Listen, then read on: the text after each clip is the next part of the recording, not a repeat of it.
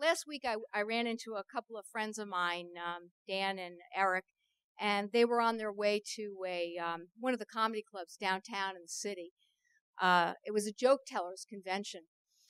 And because it was a joke tellers convention, the way it works is when you walk into this type of forum, you don't actually have to tell the joke because everybody knows the joke because it's all joke tellers. So they sat down, and the first guy got up and he yelled, 95! And everybody stood up, and there was uproarious applause and slapping of backs, and everybody really got a kick out of the joke, and they nodded to one another. It was a great joke. And then the next joke teller got up, and he goes, 126! Same type of applause and backslapping, and everyone was laughing, and it was like a hilarious type of display. And then the third joke teller got up, and he said, 52! And there was silence. And so Eric goes to Dan, some guys just don't know how to tell a joke. So why do I tell you that? Because content marketing is kind of similar. It's relatively new. It is shaking up traditional marketing. And it's not so much that you're doing it, but it's how you're doing it that can make the difference in your brand and in furthering your brand's message, whether you're selling a product, a service, some type of offering, whether you're a small company or a large company. And that's what we're going to focus on today. So Joe, where did Joe? Oh, there you are. Okay, sorry about this. It's a little bit, I'm going to have him advance the slides for me. Can everybody see me kind of over there? Okay, great. I'll try to walk around as best as I can. So there was a study done in 2012 by Optify and eConsultancy, and it indicated that 82% of marketers, traditional marketers, were recognizing that content marketing was playing a huge role in their marketing efforts, and they were beginning to reprioritize their spend. And 90% realized that in 2013, content and the ability to create engaging and compelling content was going to be an integral part of their strategy. So you can begin to see the shift in this. Who here knows really or can define content marketing? Anybody? Nobody? Okay. Content marketing, I'm very surprised by that answer. Content marketing is really non-traditional marketing, and it is what we would refer to in the trade as non-interrupting marketing. Utilizing content to tell a story, to engage your prospects and clients, to do it in a way that you're leveraging credible sources who can be influencers, trusted advisors, people that generally embrace your brand and begin to deliver the messages through storytelling, through content that's engaging, that's compelling, relevant, and delivered at the right time in the right channels. So why don't we move? It all starts with search and social media. And this is a statistic from last year, and you can even imagine how the numbers are going to go up. But 18 billion searches in the US alone were reported through Google and other major search engines. And out of those 18 billion, people found that that content that they found, that information, was shareable, was worthy to be distributed, and it was shared 36 billion times across the web. These are staggering numbers.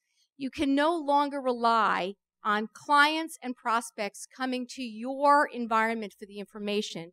You must instead develop the content and put it in the appropriate social channels where those people are going for their information and how they're looking for information. And then we're going to get into the secret sauce. And I alluded to influencers, and what I hope to do today is to leave you with a couple of ideas, share with you some of the trials and tribulations that we experienced in building our program, our content marketing program, which very much relies on an influencer strategy.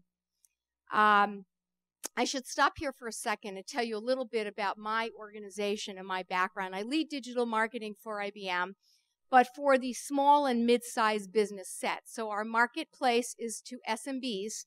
We principally deal with about 62, 63 markets around the world.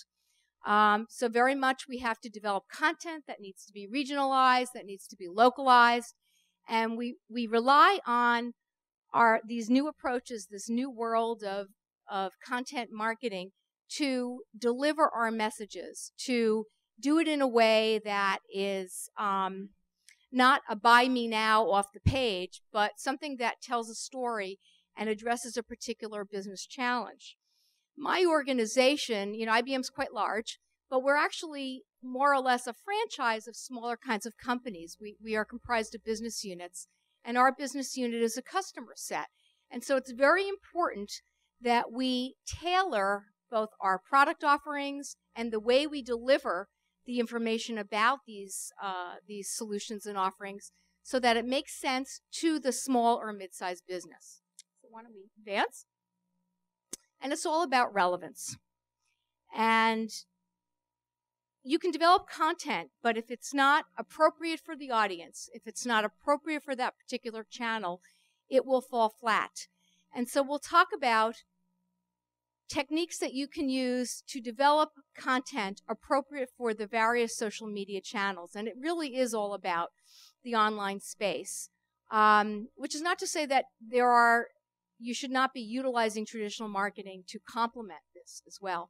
But when you develop content, you need to think about its searchability, its findability, how easy it is to share, how easy it is to distribute, to reuse. These are very, very important criteria. Advance. I like to refer to this approach as the rule of eights. And the way we do it is it's a very orchestrated content approach. So we think about content not as individual disaggregated elements, but part of a broader orchestrated strategy. And we refer to this as the rule of eights because we like to think about content that would extend out 8 weeks, then come into 8 days, and to 8 hours and 8 minutes. And if you orchestrate it in advance, so for example, let's say we have a major announcement, and we'd like to think about how we would characterize that particular solution in the information technology space. We would produce content that's appropriate to go out a couple of months. And you could think of that almost like evergreen content that has a longer shelf life than something that's more immediate, that could stand the test of time, that will still be viable and valid in several months. Then we think about, related to that, with the same messaging arc, with the same connective tissue that binds these content elements together, something that's appropriate for 8 days. That could be engaging videos. It could be customer testimonials. It could be, a compelling white paper that has a very specific call to action. And then for daily content, it may be a status update. It may be a tweet. It could even be, some type of topical webinar aligned to what is occurring in the marketplace. Who here uses listening? Any kind of listening strategy? Anybody? Okay, that's also surprising. Okay, listening is something you really want to think about doing. We employ weekly listening. And what listening does, it enables you to gauge what the chatter is in the marketplace about your brand, in the industry. It can uncover trends. It can uncover very, very topical chatter that's occurring. And then you have the ability to model your content marketing specifically to what the marketplace is saying. And that could be, so you want to think about not only what you have to sell, what the market opportunity is, but what people are really looking for at that particular time, and then deliver that content in those places where those people are going for that information. So a lot to think about, but again, it's really like putting together an orchestra. It's thinking about, your strings and your percussion and your wind instruments and pulling it together into one integrated type of approach. And I think if you employ the rule of the H, you'll see how easy this is to do. Move to the next slide. So you have to think about where your clients are going for information, whether it's an industry forum. In our world, there are industry analyst firms that clients and prospects rely upon. There are associations. There are all kinds of news sources, all kinds of online types of forums, and you have to just know the ones that are pertinent to your particular industry or brand. And then think about going there, getting involved in that conversation. Do you have the right bandwidth? Do you have sufficient people to really amplify your brand's message? And that's something you need to think about. Well, how do you harness others to do the work for you? How do you galvanize a group of influencers into a community ecosystem so they can become advocates or brand stewards for your company? We opted to form a very prescribed set of influencers. And I'll get into in a few minutes how we comprise those influencers. But first we needed a place to publish the information. So not only do we rely on, again, our website, but we developed an off-domain environment, a publishing environment, which we call Midsize Insider. And it has input from a variety of different types of influencer types. We have bloggers that we identify and engage. We have news writers whose job is to come up with topical, timely, newsworthy content that can be hopefully found in Google News. And that's all about driving traffic and driving additional interest about your particular solution area.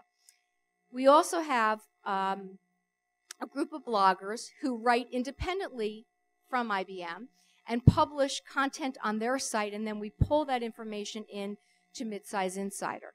So again, it's very important that you think about that you have a publishing environment and you think about other opportunities so that you can get that network effect. So the bloggers themselves are very carefully selected for their network, for their amplification, for who's following them, for where they are promoting their content. So again, you can pull in their readership into your universe. I want to show you a couple of examples of some of the news writers and bloggers that get it right. There are two gentlemen, Rick Robinson and Ken Hess. And you could just see the types of viewership that result from the particular post. In the first example, Rick got his particular post on this Midsize Insider platform, received 600 views and 400 plus social engagements. Similarly, Ken Hess recorded a podcast interview with again, an industry notable and received an equal number of engagements. And that's really what it's about. Again, it's utilizing trusted sources, utilizing credible influencers to spread the word about your brand. Thank you. So now I'd like to talk about context. Does anyone in the room employ a paid, owned, and earned methodology go-to-market? You do. Okay, great. Okay, and I'm assuming, do most of you know what paid, owned, and earned is? Okay. All right, we'll explain it then. So we can move to the next slide. Content is the fuel for paid, owned, and earned. And basically, this is an advertising model, which has now been kind of transformed into the marketing world. And you could define paid as online sponsorships, traditional and online media, could be even a paid content module as part of a LinkedIn promotion or Facebook promotion. Owned examples would be your company website. It could be even a LinkedIn group or a Facebook fan page where you control the agenda, where you are driving the conversation, you are driving the discussion, whether it's through a conversation manager, social business manager, anywhere where the messages are really crafted by your company and managed as such. So you're the ones kind of putting the ideas and driving those particular themes in any point in time. And then earned is nirvana. Earned is when you generate the word of mouth, you generate the advocacy, you generate the buzz. When something goes viral, when something is retweeted by an industry luminary, and you get, millions or billions of impressions, that is really the desired state. And we found that by employing this paid, owned, and earned methodology, we can very carefully craft the appropriate content for each one of these channels. So it's important to be seen in all the right places. Utilizing different content types. And again, developing the content that's appropriate for that environment. So we utilize our website for deepening the engagement. Very, very deep descriptions of our offerings, our solutions, how we solve problems. We utilize our advertising landing zones to act as a focal point for demand generation activities. We utilize Midsize Insider as a publishing environment, the social properties, and on and on and on. Distributing content all over the place is really what you should be going for, but knowing that the search engines will often discount redundant content, you have to think about how you can repurpose content, but in a way that's differentiated for each of those channels. So while you may include some of the, maybe some of the same themes and messages, you have to write appropriate for that channel, or the search engines will just completely discard it, and you'll kind of end up cannibalizing, your own content in a way. Years ago, you could content farm, and that now has really gone out the window as an acceptable practice. And as everybody knows in the room, Google constantly is changing their algorithm. So as they do that, you have to see what's working, what isn't working, make those mid-course corrections, and then improve your program based on what the tools are indicating. We can move. Okay. Again, we want to talk about how we really harness the appropriate people, how we select those people, what we look for, what are the attributes in finding the right people to become the stewards of your brand, and how do we engage them, how do we nurture them, how do we give them information and make it enticing for them to really become advocates, for your cause. And we'll give you a couple of techniques on how to do that. All right. This is a kind of a methodology we developed called the social value cycle. And there's actually, if anyone's interested, if you want to either connect with me on LinkedIn or send me an email, there's a video that goes along with this that actually talks about this, or you just can Google social value cycle on YouTube and you'll find it. But it's basically, it's what you know, who knows you, and what you are known for. And if you think about this as kind of the criteria that you would use to select the appropriate influencers, if you are your own business, you have a social graph, you have an image that that is associated with you. So this can work if you're an individual, and maybe you're an author, or a public speaker, or a consultant, or if you're a small company, or if you're a large company. This really works across all company sizes. Go to the next slide, please. So what you're looking for are passionate individuals, people that have the industry knowledge in your industry with something interesting to say, and that presumably somebody is listening to what they have to say as well. Someone is following them. It's really not helpful to find people that really have not penetrated the particular industry that they are working in. So you want to find the right people. Go to the next slide.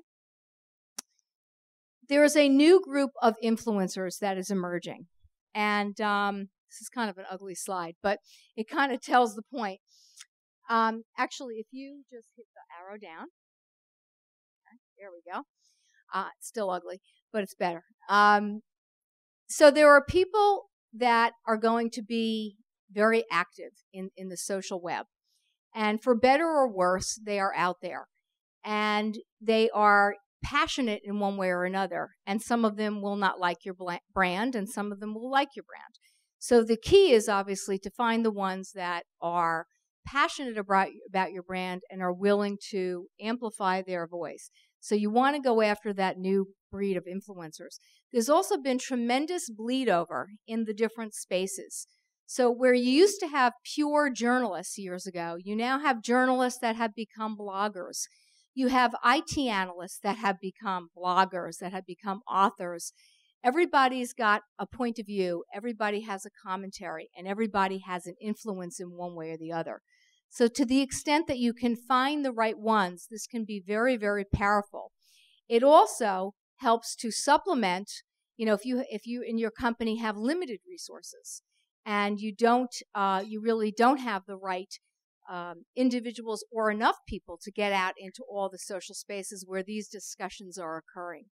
So again, harnessing the right people is critical to the strategy. So you want to find the people that are in the right places, that are associating with the right people, that have extraordinary experiences to share, and have something interesting to say.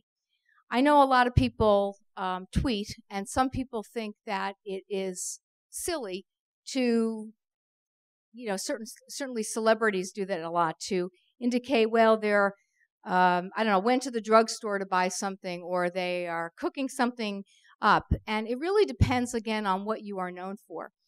If it is okay to surface something personal about yourself, if it's an association with your persona and how you are known in your social graph, and people will follow you based on the fact that they may find that interesting also about you, some dimension that surfaces your personality.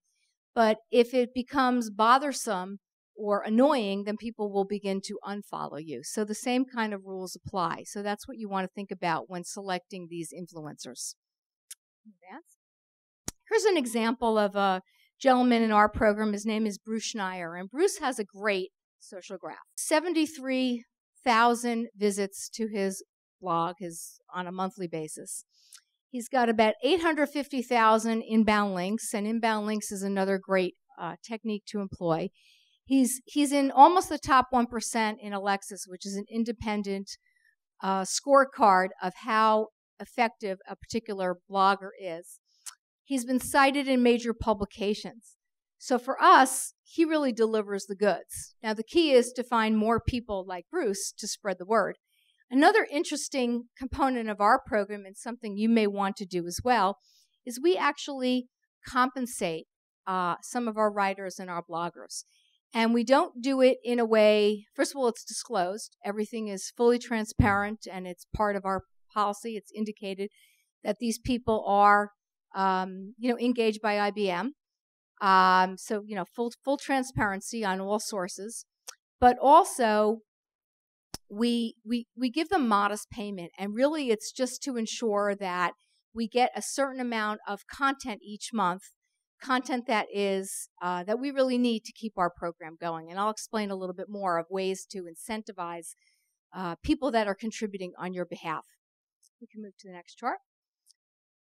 Think about finding the right influencers based on what your program's objectives are and what you are trying to achieve, and then align the right people to that particular area. So as an example, for awareness, you're looking for high-profile people. Sometimes they're referred to as rock stars, but star power is not necessarily required. We don't, for example, have like a Guy Kawasaki kind of figure in our program. Instead, we rely on people that are known in the industry. They're known in the IT industry to have a following, to have something interesting to say. Sometimes they could be authors. Sometimes they could just be commentators. And they are followed because people rely on them as a credible source of information. Same thing for relevance and advocacy and preference, and ultimately for conversion. And conversion, again, is where you really want to have much more, taken action, much more of an engagement. You may want to, in our world, it's to kind of connect them to a business partner. business partners are our route to market. They are the channel that resells our products and services. So you want to find out, again, or better understand who in your world this aligns to, and then find the people that fit into each of those categories. Yeah. Just to give you a sense of the mix. So again, I mentioned partners are our primary route to market. We don't sell direct anymore. Everything is sold through an IBM business partner. So it's very important that we rely upon that group as the bulk of our program. Bloggers and news writers represent a small piece of the program just because of the sheer numbers, but they are a very, very influential voice nonetheless. We also have cultivated IBMers.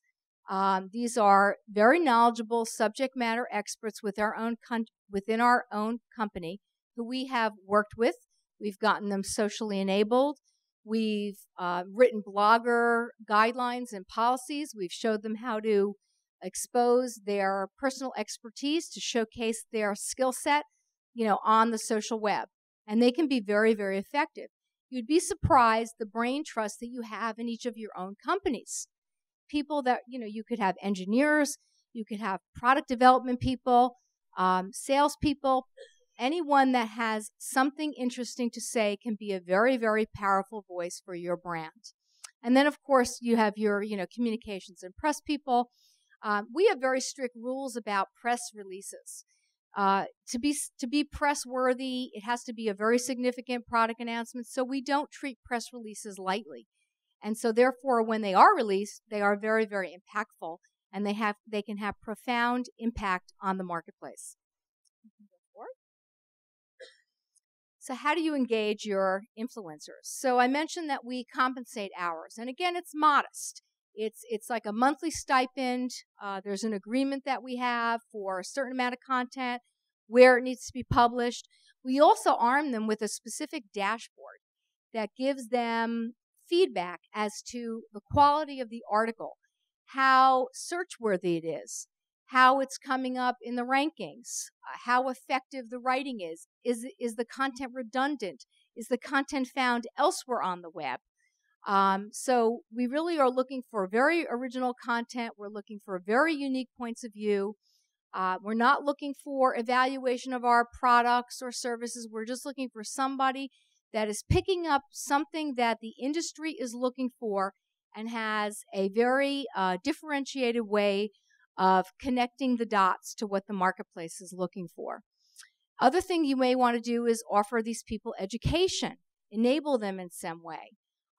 Provide access to your internal subject matter experts, whether that's an executive or a product manager, or could be distinguished engineer, somebody that again they may want to interview and really benefit from. It also gives them fodder for content for their articles. So anything you can do, access to events, early notification of announcements. Give them the exclusive. Give them a jump on information that will be soon publicly available. You can also sponsor some type of affiliate program, like a give to get. So there are a lot of creative ways that you can incentivize these people that really don't cost a lot and that are not difficult to manage. And then finally, activating your entire ecosystem. We work with an editorial calendar, and the editorial calendar is informed by the listening from the prior week. So listening concludes, we get the report on Friday, the calendar is updated and then distributed every Monday.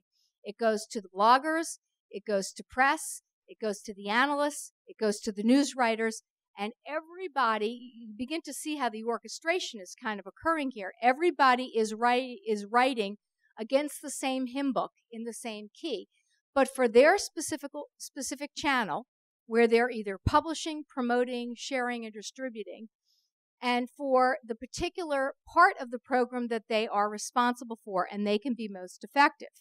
So we've kind of rallied around something new this year, which we're referring to as anchor points. And these are themes. These are messaging arcs. They could be announcements, could be key content, it could be a new product launch, or it could be something that we may see in the marketplace that all of a sudden presented itself as an opportunity. Could be a regulatory issue that just occurred, or some type of, when the economy was in flux.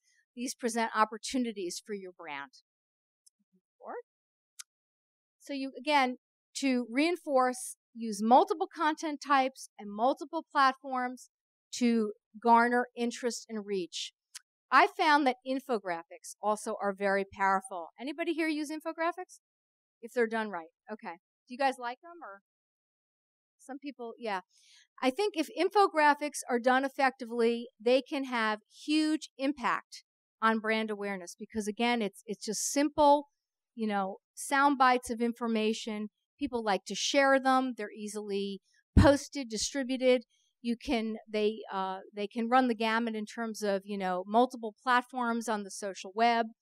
And they just really, I think, help further your message. Again, mobile. Huge area. If you're not investing in mobile, time to do so.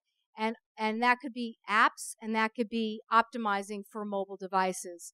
In certain countries around the world, that's all they're using, like Japan. Everything is mobile. So if you are a global company and you're not investing seriously or beginning to reprioritize in mobile, you're going to miss a real big opportunity here. Move forward. Through our collective efforts, this past year, in 2012, we delivered almost 4 billion impressions. And we're not a big team. We're only about 30 people worldwide in the global team. And so, again, by leveraging the power of these influence groups, we were able to have this huge amplification effect. Move forward, please. So I'll leave you with these final thoughts. Think about what motivates your audience. Think about the searchability, the findability. If you're not employing a keyword strategy, you're missing an opportunity. Think about the rule of eights. Think that you should be developing content in a story arc that's good for 8 weeks, 8 days, or 8 minutes. Build an editorial calendar. It will keep you honest. It will keep everybody on the same page. It will inform your influencers. It will inform your communications teams. And it will ensure that everybody is aligning to the same specific messages at the appropriate time. And then I'll leave you with these final thoughts. If you're not involved actively in social media, again, you're missing a real opportunity. These discussions are going on with or without you. So it is important to go where the chatter is occurring, go where these discussions are occurring, get involved. And with that, I will take any questions that anyone has.